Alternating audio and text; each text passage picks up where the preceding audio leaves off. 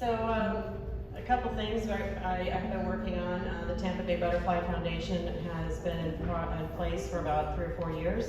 And the mission is conservation, education, and research primarily for butterflies in the Tampa Bay area.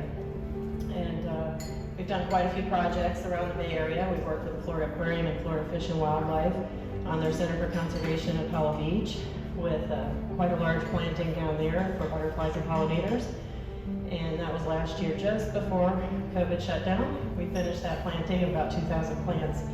So it was a lot of fun. It was a very fun project down there. They're hoping to open that facility to the public in a couple of years. Well, maybe now it may be a year, depending on how COVID turns out. North American Butterfly Association of Tampa Bay Chapter, which is a national organization.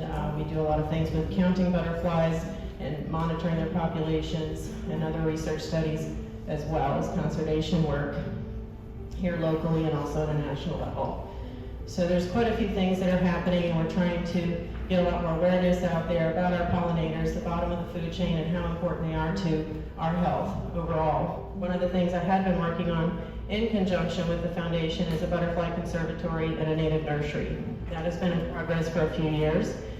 So Earth Day was coming up. I said I just have to do something. So I decided to do a pop-up sale. I brought in a couple truckload of native plants, and on a Wednesday night, just announced it out to my foundation followers and sent out an email blast that I'll take some orders for a couple day orders, and we'll see Saturday for curbside pickup. And if you want to come in, you can buy some plants. And it was basically a lot across from my office. I'm also a CPA. So yeah, a few things going on. And the University of Tampa graduates is kind of fun to be across from my the university here this morning. I love that place.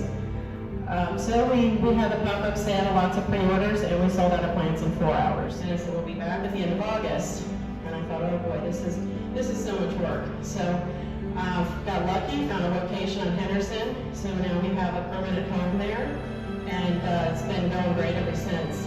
And not only is it tax season for me as an accountant, it's busy season in the plant industry as well, because everyone's ready to get out there now that we're not as worried about a freeze. Amazing. Without a real official grand opening, because we decided shortly after moving into the nursery that, well, we have some space in the back. Why don't we go ahead and just make a smaller conservatory instead of this big project we've been working on for a few years, and just focus on Florida butterflies. There's milkweed, which is this little plant right here. They're just coming out of dormancy right now, and some nectar for the adults. The adult butterflies will lay eggs on the milkweed, and then the caterpillars will eat the milkweed, and it will grow back. And then the butterflies, once they emerge, need nectar, because they don't have a mouth part at that point. They just have a proboscis, and they drink nectar. So these are, basically, this is all you really need to get started.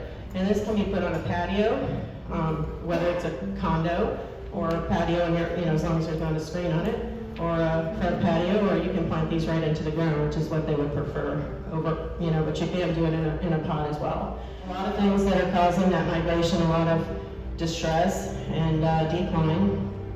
But in Florida, we don't see much of the migration in the spring. We do see some of it in the fall, where they will come down through the fall and cut across the Gulf of Mexico and head over to Mexico to the oil mill fir trees. But we don't see a lot of it in the spring, because the shortest path for them to get to their host plants after they've been overwintering for 8 months is to go up through Texas and find their host plants there. Monarchs evolved with a milkweed that is native to Florida and is an evergreen. It's not the one I have planted here, but it's called Asclepias perennis, which is an aquatic milkweed. Doesn't mean it needs to grow in water, which is misleading.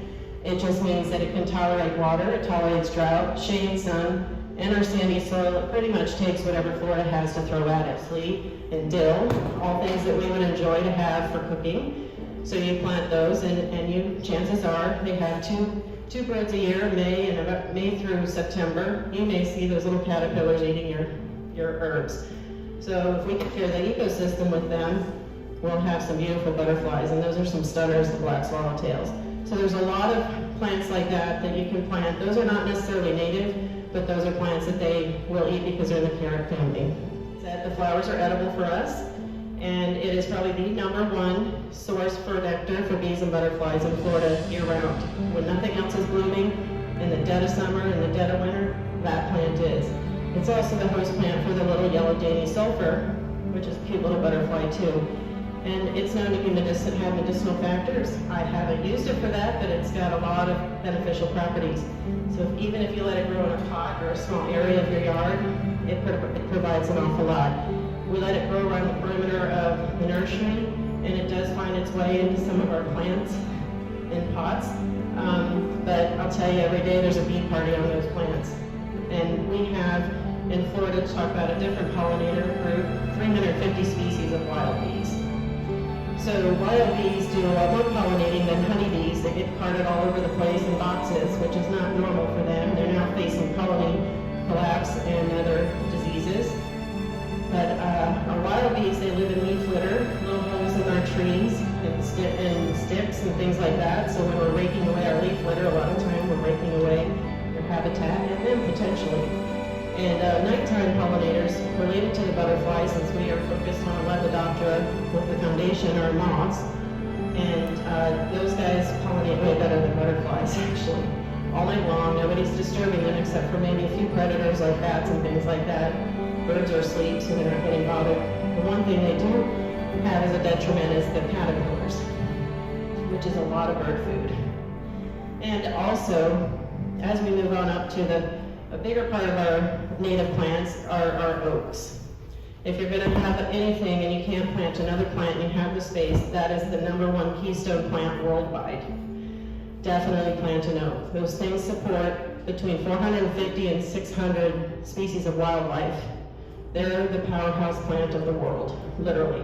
In our area is the live oak, and the live oak supports about 45 species between butterflies and moths. So especially this time of year when the birds are breeding and they're trying to get a nest of birds fledged out, one nest of 5 chickadees takes between 6,000 and 9,000 caterpillars to get 5 birds fledged out. That's a lot of food. So those oak trees really support those bird species. And what we put back in place is what's been readily available at most nurseries, and that's exotic. Exotic plants do not support wildlife very well. We are evicting wildlife faster than we can imagine. Consequently, it's affecting our health. So it works its way on up. These exotic plants need fertilizer, which have chemicals in them. They need pesticides a lot of times because we just don't want to have anything moving in our yard, right? No bugs allowed. Wildlife is just to go see it at a national park. We don't want it near us. Well, we need to really rethink that because we need wildlife, and it's really important to us. All these toxic pesticides and chemicals are really harming our health. Not just killing the bugs we don't want, they're killing the good bugs. One of the things on milkweeds, for example, aphids, these little yellow guys that get on there as part of the ecosystem of a milkweed plant. So people get really upset, well, it's eating my milkweed. It really isn't eating much. It'll take a little bit of the moisture out of the tops of the plants, sometimes the tops of flowers. But what that is ladybug food, lacewing food, and food for the hoverfly larvae. So if you let those aphids sit there for just a little bit, I guarantee you all the predators show up and manage that population. And the really crazy thing about aphids, those little yellow guys with the legs, they actually, half of them will turn into little aphid mummies. They turn around and they have legs, and then they eat the yellow aphids. So they're kind of cannibals. It's a really crazy system. So the migrators get up there and fly with the jet stream, so they will find you. If you put their habitat, monarchs are the quickest to find anything. I literally have been pulling milkweed out of my van at a conservation project, and the next thing you know, monarchs are already laying eggs on it. They need habitat. They find it so fast.